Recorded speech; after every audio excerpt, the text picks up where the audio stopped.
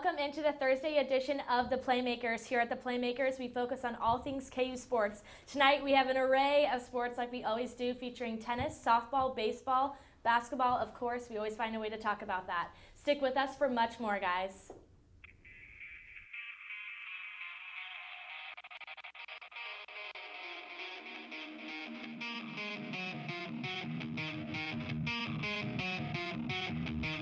What y'all do to let niggas know I am the nicest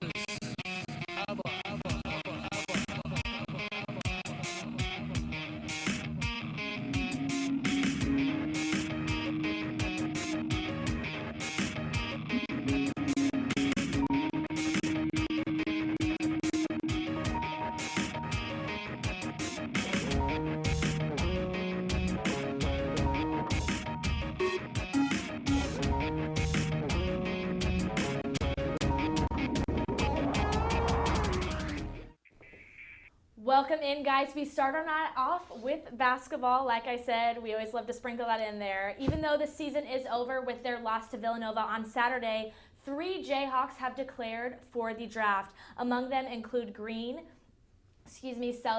and Diallo. Green and Selden have both hired agents, so that means they are locked and loaded for the draft. Diallo has not, and remember, Perry is graduating tier.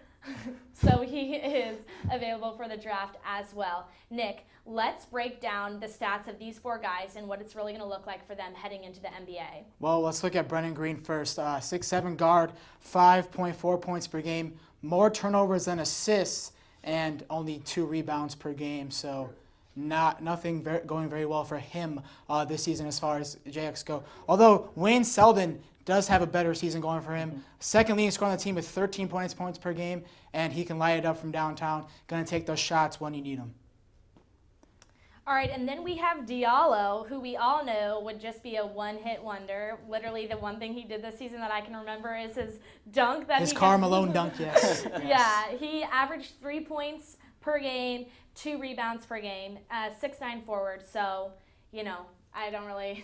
He doesn't have enough experience for me to be like, I think he's going to do well. And then we have your favorite guy, Lydia, Ellis. Perry Ellis. Yes. The team's leading scorer, 16.9 points per game, 5.6 rebounds, and the go-to guy for the team this year. When they needed him, he came in the clutch.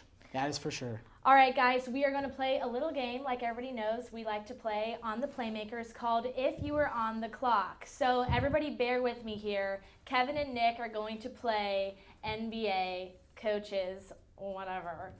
And we're going to ask you guys, what would you do if you were in the position to draft these 4 players? What is it going to look like for them? Do you want them? Do you not? Let's hear it. Well, Kev, we have 45 seconds to make our choices. So we're going to start out number 37 overall, projected, Shek Diallo to the Sacramento Kings. If you were Vlade Divac, do you pick him? I do not. He has not done enough on the court in the college game for me to want him on my team. He scored 3 points, like we have said. Mm-hmm. He's small. He doesn't have great defensive skills, especially help side defense. He's really raw offensively. Can't make a jump shot.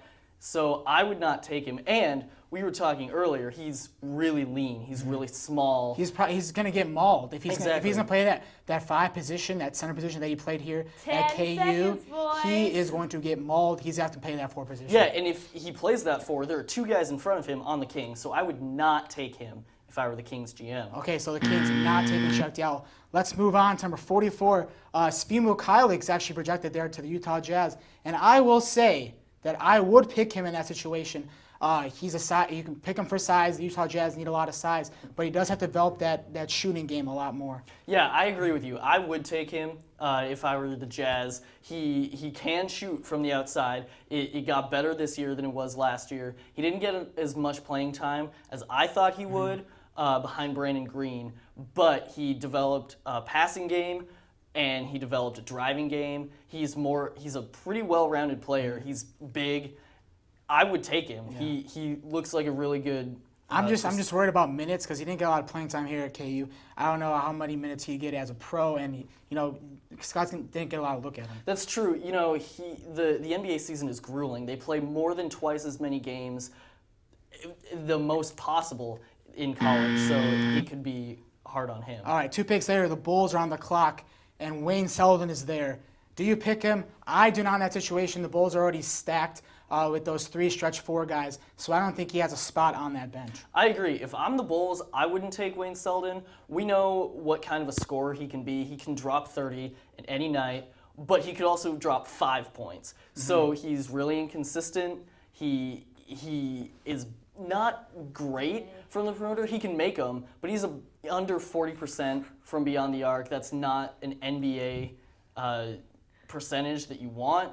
So he can get drafted. If I'm a team in that range. I think he is, but not the Bulls. Exactly. But the thing that he will have going from in the NBA is he's going to be that risk take guy where you bring him in at the end of a quarter to take that shot off a screen, something like that where you know he can take that shot if he's going to miss or make, doesn't really matter. You just need a guy like that on your team. Right. And he's good at making his own shots. He can go off a screen in rhythm, but he can also just go and shoot it not in rhythm and make it. So again, not the Bulls, but another team in that range could definitely take him. So the Bulls not picking Wayne Selden, but could go in that 46 to 50 range.